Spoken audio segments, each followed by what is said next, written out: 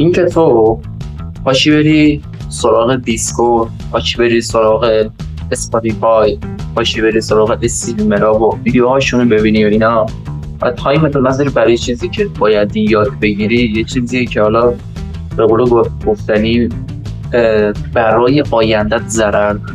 یعنی چی؟ اون زمانی که تو میذاری، اون بهایی که تو داری میدی، هیچ بهایی ازش نمیگه، یعنی چیز مفیدی ازش نمیگی.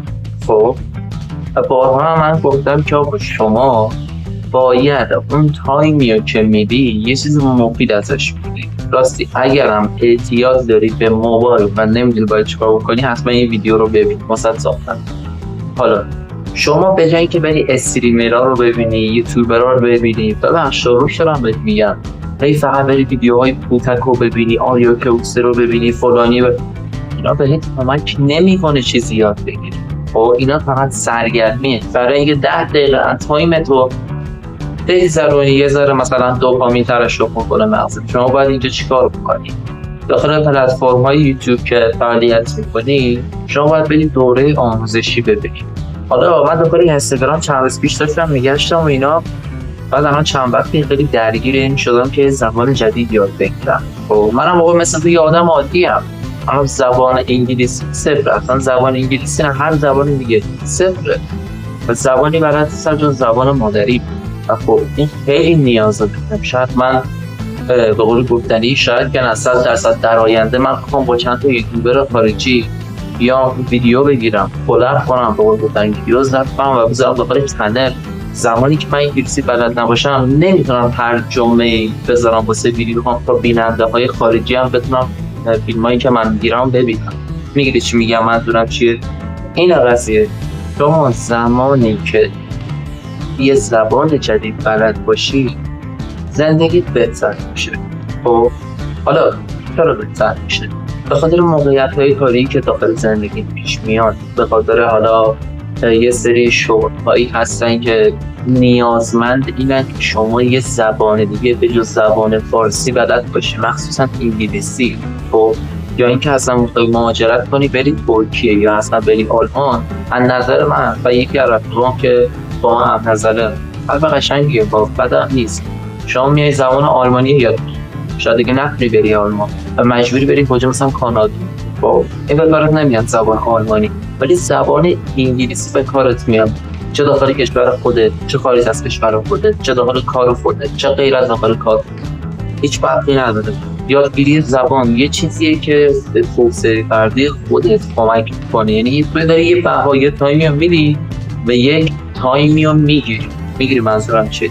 حالا اومدم این کانالی پیدا کردم الان تو داخل اینستاگرام. اگه خدایی ریزش نمی‌آمد تو اکسپلور من، یعنی اصلا این ویدیویی در کار بودم.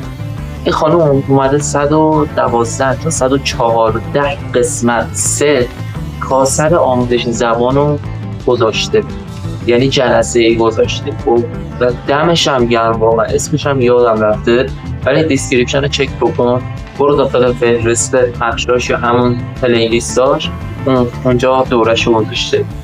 ببین آدمی که اومده فری این دوره ها رو واسه شما گذاشته، واقعا دمش گرم. الان مثلا بخوای بری آموزش زبان رو ببینی، یه چیز آموزش زبانیه که همون آموزش زبانی که شما می‌بینید داخل کلاس زبان انگلیسی، فقط اونجا با جمعیتی تو پولی هم میدی متوجه نمیشی، ولی اینجا تو داخل گوشی همیشه داریش. خب حالا چند تا فرقندم بهت بگم، برای اینکه می‌خوای بری این زبان یاد بگیری، بری جلسات این خانم رو ببینی.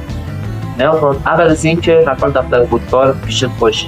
حالا تو نگو من فلان کلمه رو بلدم بذار اینجا رو رد بکنم، شاید اینجا این نکته طلایی بگه که اونو از دست بدی. خب یا به قول گفتنی مثلا نگو مثلا من اینا رو میدونم بذار این چند قسمت رو نبینم، حتما بریم شما یه سری نکات رو بگیر. خب این بکار شماره 2 میری قلم کاغذ و قلم و از یه دفعه اون داخل نوت گوشی نیاد، یه قلم و کاغذ فیزیکی در داری میاری، هر کلمه هر آموزشی که دیده رو مینویسی. خب حالا این تمرین منه، یاد من خودم تمرین کنم، مینویسی، بعد میای حالت تلفظش رو زیر همون کلمه مینویسی، بعد یه فدش رو به رو ترجمه فارسیش رو مینویسی. خب بعد به غیر این داستان شما باید مثل سایه باش تمرین بکنید. زبانی که مثلا میگه هی یعنی سلام دیگه، هی یعنی مثلا سلام دوستانه و رفیقانه است. هلو ها یه سلام رسمی تر. به مثال وقتی که میگه هلو، شما مثل یه زیر صدا باید باش تکرار کنید. حالا دوست داری بلند تکرار کنید، دوست داری آروم تکرار کنید. و اینکه شماره 3 با یه بار دیدن و با یه بار انجام دادن شما به هیچ جا نمیرسید. کلاس‌های زبان انگلیسی که شما فیزیکی حضوراً اونجا دیدی اینجوریه که هفته یه جلسه در حد نیم ساعت آموزش واسه میذارن و میگن برید هفته بعدی بیاید. پس شما باید اینجا چیکار بکنید؟ هر یه قسمتی که دیدی اون یه قسمت رو یه هفته تمرین بکن. خب یه هفته تمرین بکن که بره تو کتت. و به غیر از اینا شماره چند سرینگ یا شماره 4 شما باید برنامه کودک، فیلم و سینمایی این چیزا رو کلا من میگم برنامه کودک چون هم مدتش کوتاهه، هم چون بچه‌ها ساخته میشه زبانش یکم ساده تره. خب شما باید سریال برنامه کودک نگاه کنید. سریال که میگم سریال برنامه کودکی خب باید نگاه کنید. یعنی چی؟ مثل سایه باهاش تمرین بکنی، همون لحظه‌ای که صحبت کنه یک کلمه‌ای به داری از همون لحظه تکرار بکنی، کاغذ بنویسی، تلفظشو بنویسی، ترجمه‌اش بنویسی و هم انیمیشن و برنامه کودک و اینجور چیزا نگاه بکن. اگه شده این ویدیو اومد حتما این ویدیو رو لایک کن، چنل سابسکرایب کن و اینکه این پلیلیست هم ببین. حالا این وریه یا این وری نمیدونم مخلصیم.